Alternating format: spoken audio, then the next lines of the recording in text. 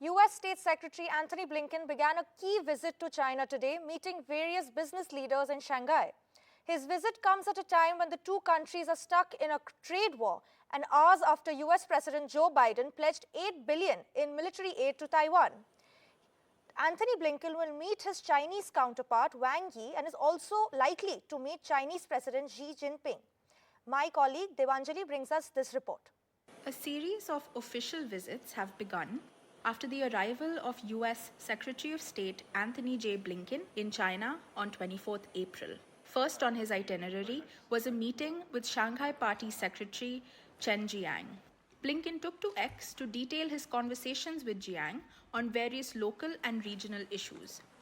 They discussed the importance of healthy economic competition and fostering a level playing field for US businesses operating in China. Very seriously, and I think the direction from we have an obligation for our people and indeed an obligation for the world to manage the relationship between our two countries responsibly.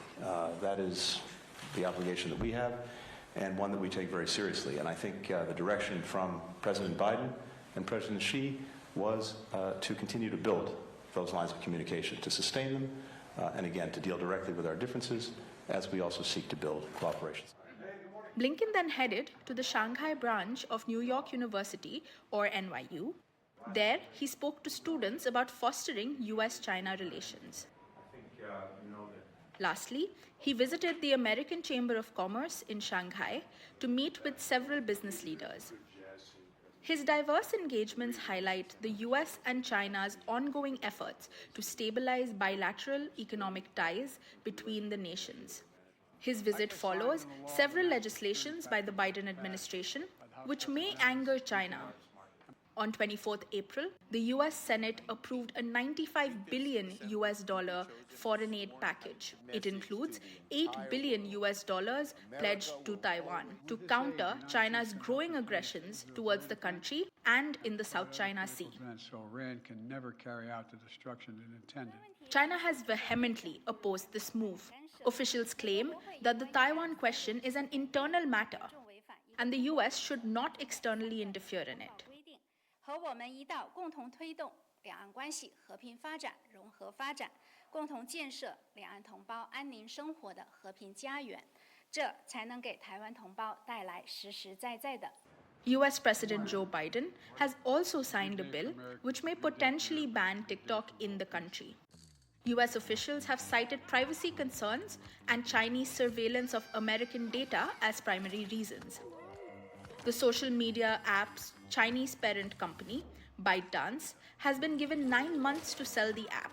If it fails to comply, TikTok will be removed from US app stores. And we're ready to serve. Addressing these allegations, CEO Shou Zi-chew in a TikTok post said, "Through our US data security efforts, we have built safeguards that no other peer company has made. We have invested billions of dollars to secure your data and keep our platform free from outside manipulation." He also expressed his confidence that they will overturn the legislation and that TikTok will not be going anywhere. Amidst these upheavals, Blinken's visit hopes to calm down the already strained ties between US and China. He travels to Beijing next, where several contentious talks with Chinese officials, including Foreign Minister Wang Yi, will take place. This is Devanjali Biswas for NDTV.